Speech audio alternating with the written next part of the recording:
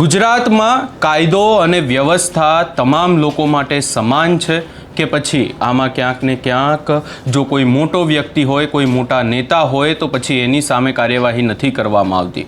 અમે આવું એટલા માટે કહી રહ્યા છે કારણ કે દ્વારકામાંથી એક કિસ્સો સામે આવ્યો કે જ્યાં પબુભા માણેકની સામે ઉગ્ર વિરોધ થઈ રહ્યો છે, પરંતુ એમની સામે કોઈ કાર્યવાહી નથી કરવામાં આવતી. શું છે સમગ્ર મામલો, એની વિગતે ચર્ચા કરીશું. નમસ્કાર, હું છું ઉજ્જવલ અને આપ જોઈ રહ્યા છો નિર્ભય ન્યૂઝ.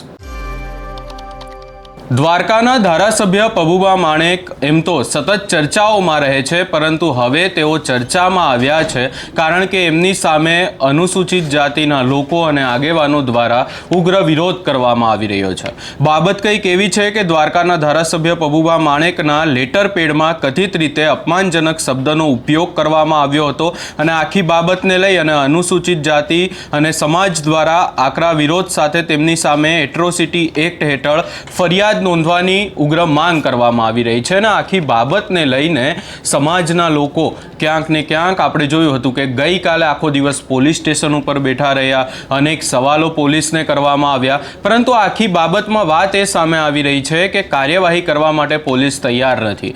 આજે આ આખી ઘટનાને 6 થી 7 દિવસ જેટલો સમય થઈ ગયો છે અને સતત માંગ કરવામાં આવી રહી છે કે પબુભા માણેકની સામે કાર્યવાહી કરવામાં આવે. અને હવે જ્યારે સમાજના આગેવાન એ પીઆઈ જે મીઠાપુર પોલીસ સ્ટેશન છે એમના પીઆઈને ફોન કર્યો અને આખી બાબતનો એક કથિત ઓડિયો ક્લિપ પણ વાયરલ થઈ રહ્યો છે. સૌપ્રથમ જે ઓડિયો ક્લિપ વાયરલ થઈ છે એ સાંભળી લઈએ.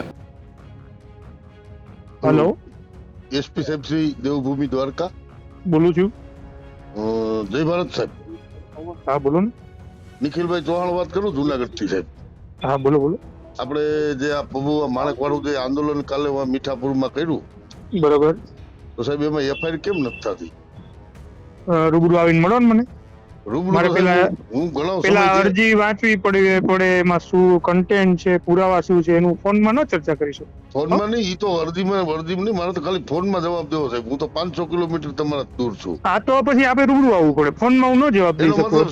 સીધો એવો થયો કે તમે એને બચાવવાના પ્રયત્નો કરો છો. ઈ તો પાકું તમે તમારે જે માનવું હોય માની શકો, હું એમાં કોઈને રોકી ન શકું. તમારા જવાબ ઉપરથી સાહેબ એવું લાગે છે. ના, એ તો તમારે જે માનવું હોય એમાં હું ન કહી શકું. તમારે શું માનવું છે તમને ત્યાં બધા પુરાવા આપ્યા હોય તો જ આંદોલન થાય ને, બાકી આંદોલન પુરાવા હોય તો મને આપો ને, મોકલો ને મને પુરાવા. આ તો WhatsApp માં કરું ફરિયાદ. અને આંદોલન થાય એટલે પુરાવા હોય એવું જરૂરી નથી સાહેબ. WhatsApp માં સોશિયલ મીડિયામાં આખા ગુજરાત પાસે પુરાવા છે ને તમારી પાસે નથી એવી વાત કરો તો સીધી તમે બચાવવાના પ્રયત્નો કરો છો સાહેબ. ગુનો ન બનતો હોય ને તો ન દાખલ થાય, થતો હોય જો બનતો હોય થાય દાખલ. એ લોકોને કહી દેવાય કે આમાં ગુનો આ ફલાણા કલમ મુજબ નથી બનતો. કઈ દીધું છે એ લોકોને, કીધું જ છે. જે આંદોલન કરતા તેને કીધું જ છે. સરસ સાહેબ, અભિનંદન તમને સાહેબ. આવી રીતે તમે શેના માટે આવી રીતના જે આરોપીને છાવરો છો ભાઈ, તમારા અભિનંદન ની જરૂર નથી. અમે અમારું કામ કરીએ છીએ, બરોબર જ કરીએ છીએ. અમને ફોન કરવાની જરૂર ના પડે. ના કઈ ભાઈ, તમારા પ્રમાણપત્ર ની જરૂર નથી મારે.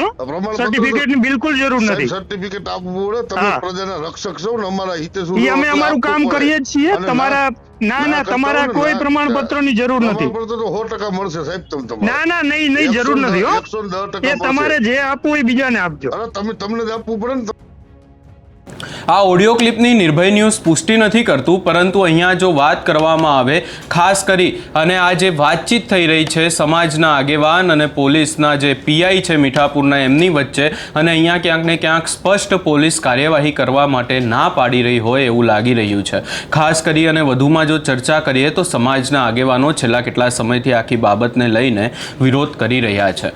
ખાસ કરી અને સવાલો પણ અનેક ઊભા કરવામાં આવી રહ્યા છે, પરંતુ વાત એ સામે આવી રહી છે કે આટલા દિવસો થઈ ગયા, સમાજના આગેવાનો જો સતત કાર્યવાહીની માંગ કરી રહ્યા છે તો પછી પબુભા માણેકની સામે કાર્યવાહી કરવામાં પોલીસ કેમ પાછળ હટી રહી છે? પોલીસ દ્વારા આ આખા કેસમાં કાર્યવાહી કેમ નથી કરવામાં આવતી? ખાસ કરી અને આ જ સવાલો જે અનુસૂચિત જાતિના જે સમાજના આગેવાનો છે તેમના દ્વારા પણ ઊભો કરવામાં આવ્યો હતો.